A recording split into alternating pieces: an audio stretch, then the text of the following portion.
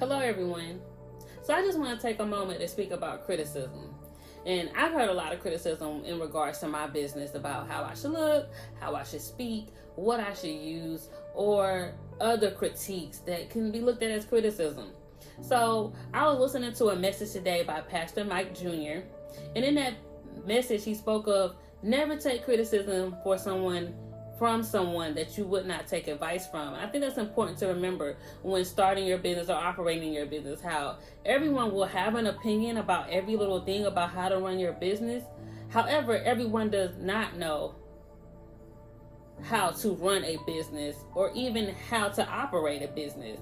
As you start to get further in your business or get to know other business owners, you'll see that there's some areas that they're lacking in.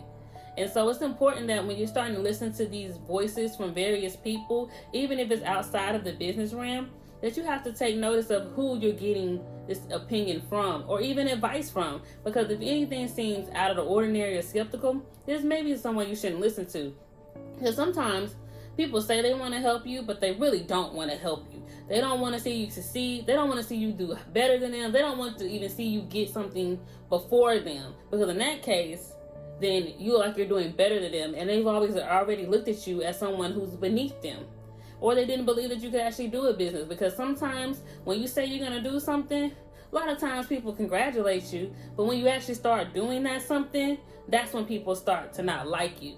Or people will use you for your ideas and try to utilize those same ideas for their own purpose.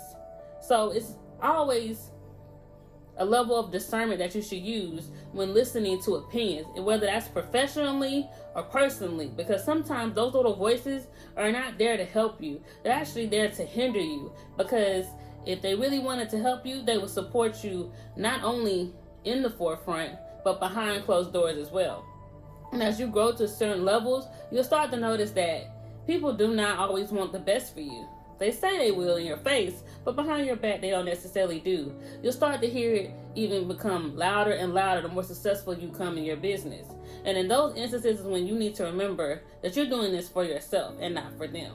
Because if you're destined for greatness, you got to know there's going to be obstacles, roadblocks, hindrances. There's going to be those quote-unquote haters. There's going to be people who don't like you, who said they liked you before, but now they can't stand you. It's always going to be a certain level of a new devil when you're starting to progress in your business.